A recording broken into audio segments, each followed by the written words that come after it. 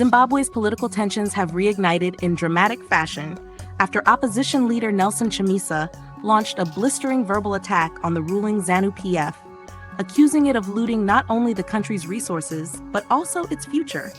Speaking in bold and emotionally charged terms, Chamisa declared, "Corruption must never be a fashion or a skill."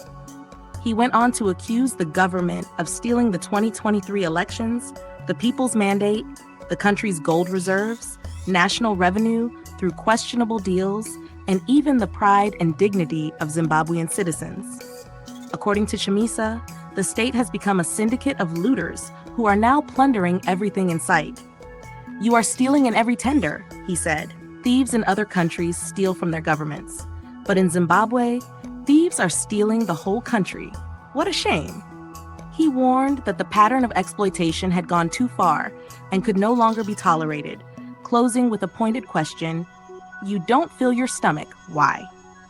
Chamisa's statement quickly sparked reactions online, with one follower responding with a sharp reality check, not for the ruling party, but for Chamisa and the opposition itself.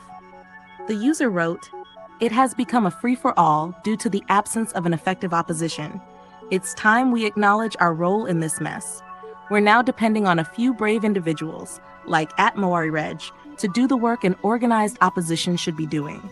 Opposition shouldn't just appear during election campaigns in 4x4 convoys promising milk and honey, only to disappear for another 5 years. We've seen that show before."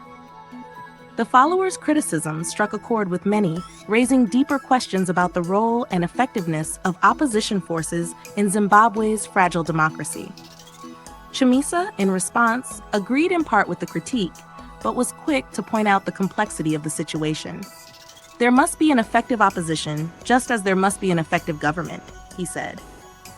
He emphasized that he alone cannot carry the burden of representing the entire opposition movement, pointing out that more than 116 opposition parties are registered with the Zimbabwe Electoral Commission, ZEC. "An individual can't be an institution," he added, drawing attention to the fractured nature of opposition politics in Zimbabwe and the challenges of uniting diverse voices under one banner. But the follower wasn't done. Pushing Chamisa even further, they replied, "You are the principal opposition figure in this country.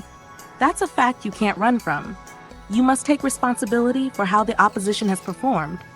Don't behave like ZANU-PF, which blames sanctions and imperialists every time it fails. Real leadership means being accountable, not just for the wins, but also for the losses. Show us what true leadership looks like."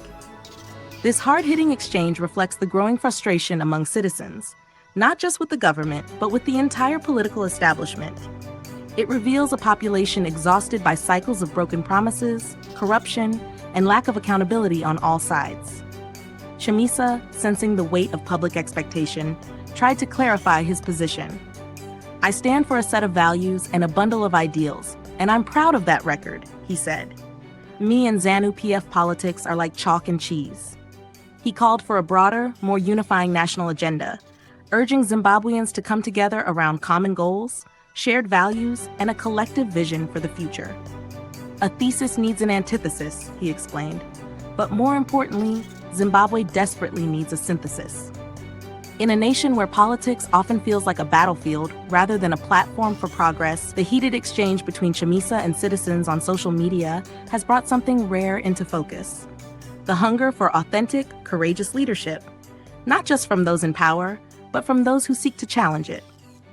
With the stakes rising and public trust wearing thin, Zimbabwe's political future may well depend not just on what ZANU-PF does next, but also on how the opposition chooses to answer this urgent call for accountability, presence, and reform.